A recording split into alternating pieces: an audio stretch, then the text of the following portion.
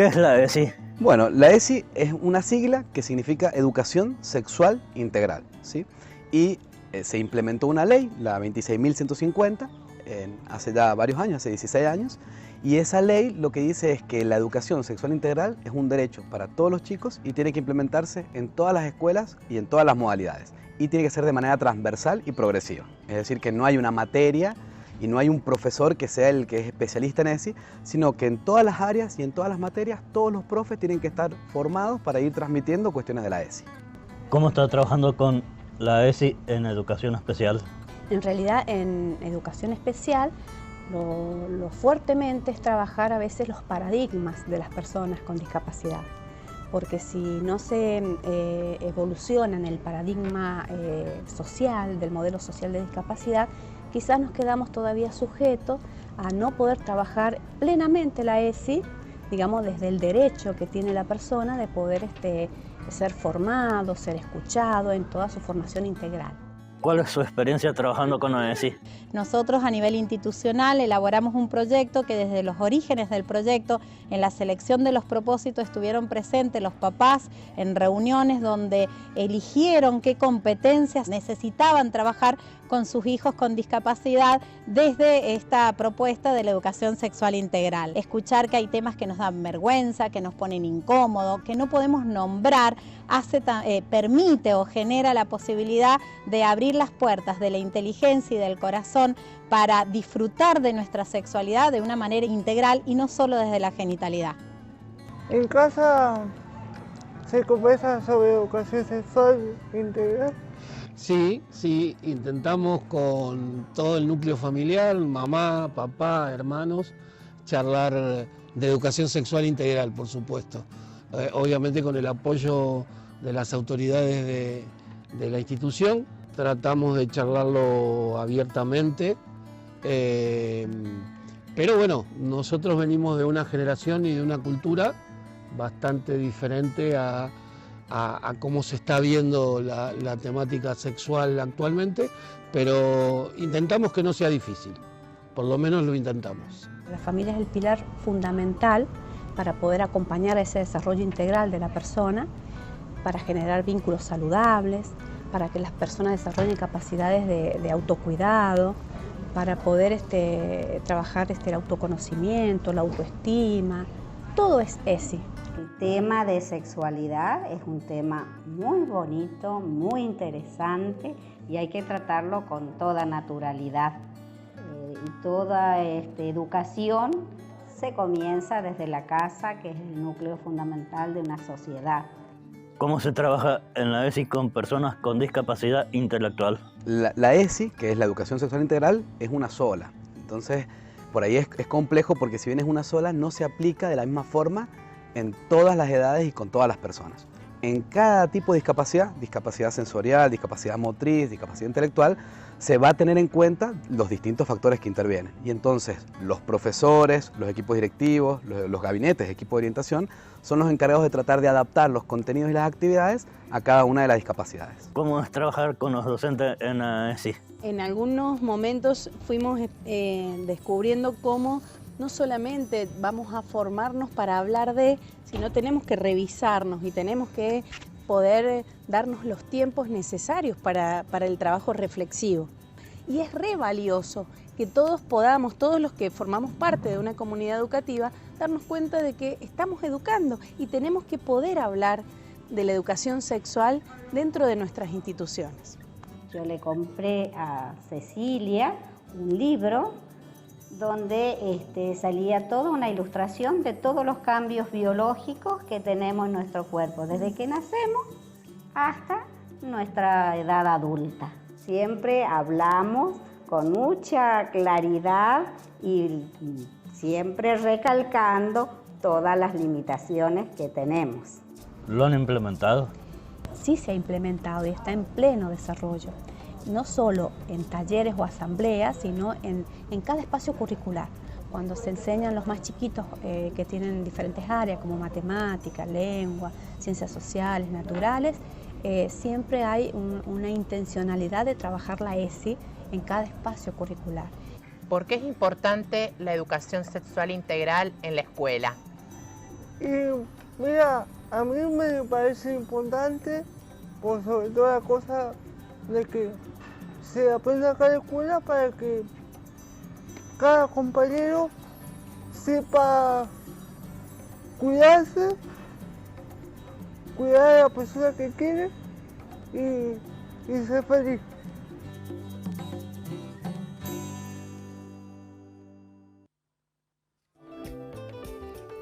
Bueno, ahí estuvimos viendo el informe realizado por el equipo periodístico de Integrándonos, un proyecto educativo y terapéutico del taller de comunicación de la Escuela de Educación Especial Susana de Castelli de nuestra provincia.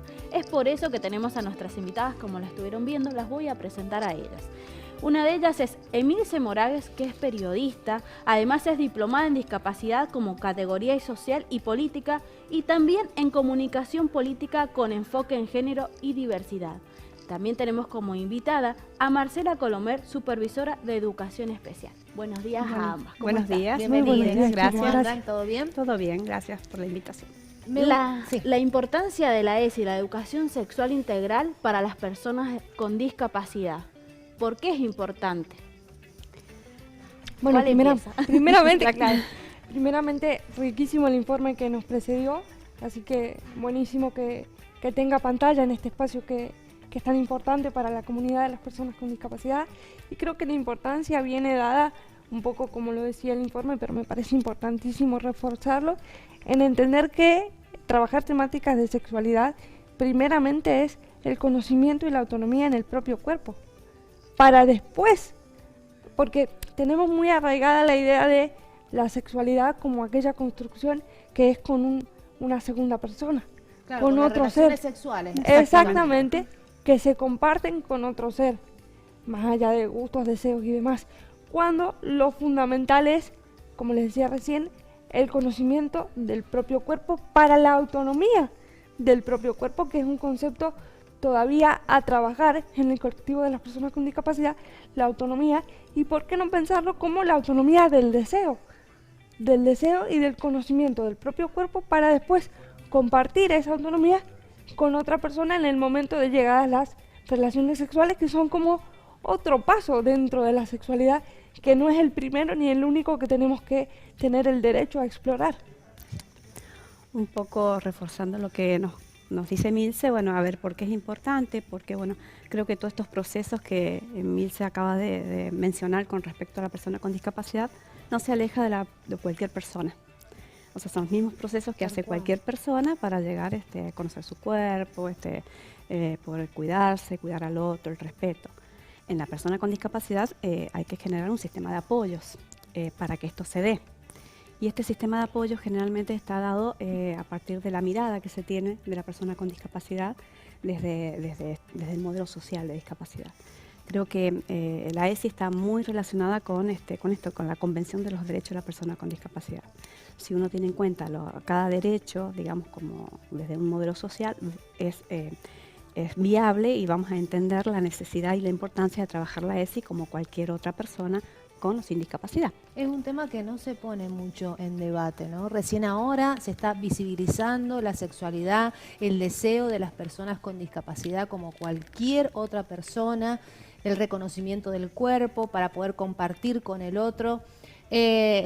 ¿Por qué siempre se infantiliza a las personas con discapacidad? Es como que ellos no sienten, no tienen intereses sexuales, como que están anulados en esa parte. Sí. En esto podemos como reflexionar, digamos, en el tema de los paradigmas y quizás nuestras bases de aprendizaje, nuestras creencias. Creo que hay una fuerte mirada, con una mirada médica rehabilitadora, de que la persona con discapacidad es desde la limitación o desde el déficit, y a partir de ahí lo estancamos en un perfil de persona lo que etiquetamos, y bueno, entonces generalmente la sociedad suele hablar por ellos, decidir por ellos, elegir por ellos. Quizás una persona con discapacidad que tiene una deficiencia motriz o intelectual, bueno, es más fácil alzarlo, cambiarlo, digamos, esto desde una mirada proteccionista, asistencialista, que no es malo, digamos, es de cuidado, pero ese cuidado hace que no se pueda desarrollar la persona plenamente desde desde el modelo social, que el modelo social, creo que acá está el tema de poderlo seguir desarrollando, difundiendo y que las prácticas estén impactadas por esta mirada. El modelo social tiene como dos pilares importantes, que es primero que las barreras no están en la persona, sino en la sociedad. Sí. Si las barreras están en la sociedad, en la medida que nosotros minimicemos las barreras, esa persona va a poder va a poder incluirse en diferentes espacios. Es el paradigma nuevo. Este es el paradigma. Bien. Y además que la persona con discapacidad tiene mucho que aportar en la sociedad. Este paradigma versus el paradigma médico rehabilitador, que justamente tenemos que rehabilitar, esta persona tiene que cambiar y modificar para poder transitar diferentes entornos. Y que solo, perdón Marcela que te interrumpa, solo en la medida que lo hubiésemos atendido a aquello donde se nos entiende como personas enfermas, ni más ni menos, solo en la medida que hayamos podido o curar o rehabilitar esa diferencia, porque en resumidas cuentas es una diferencia, podríamos haber llegado a ser interpretados como funcionales para una sociedad. Por eso es tan importante seguir trabajando y seguir caminando y seguir tirando hacia un modelo médico, hacia un modelo social, donde se entienda que la discapacidad cobra sentido en sociedad. Porque pensemos que Marcela hablaba recién de que las personas con discapacidad vamos a requerir apoyos. Por supuesto que sí, en todos los ámbitos de nuestra vida, desde la vida íntima hasta la vida social, en lo que tiene que ver con lo educativo, con lo laboral, en cualquier esfera de nuestra sociedad. Y nosotros, más o menos, somos conscientes y conocemos de la necesidad de esos apoyos. Pero pensemos que esos apoyos tienen que existir en la sociedad, en el afuera de nuestro, digámosle así, zona de confort, para que las barreras sean cada vez menos. Porque de nada nos sirve, por ejemplo, y para ser coloquiales comentándolo, tener casas, autos, vehículos, instituciones donde la diferencia no está dada porque están adaptadas, y salir a una sociedad donde nos dicen, por ejemplo, no, sos una eterna niña, como lo decías vos recién, Analia. Por eso es que la discapacidad cobra sentido en sociedad y se le da este nombre de modelo social, donde todos tenemos una responsabilidad para achicar estas barreras. Emi, estuvimos hablando fuera de cámara la importancia de una ESI con perspectiva de discapacidad. ¿Qué es lo que es? ¿Cómo lo abordamos? Justamente, Eli, sabiendo que existe esta brecha donde la sexualidad ha estado siempre históricamente anulada para el colectivo de personas con discapacidad, y entendiendo que somos parte, o en todo caso analizar que deberíamos ser parte. Y esa perspectiva tiene que ser transversal, como lo es la Ley de Educación Sexual Integral, está así planteada, pero que nos tiene que tener en cuenta en todas las esferas de esta ley. Y una manera muy interesante y efectiva de plantearlo es convocar a las personas con discapacidad en la formación de los contenidos de esta materia. Así como fueron convocados para la elaboración, participación de la Convención de los Derechos de la Persona con Discapacidad, que participó el colectivo de personas con discapacidad, y ellos eligieron llamarse personas con discapacidad y no especiales o discapacitados. Justamente, bueno, tiene que ver con esto. Y esto de la mirada, de la eterna niña y demás, tiene que ver con no afrontar este desafío o esta posibilidad de escucha con la intensidad de apoyos que quizás cada persona necesite.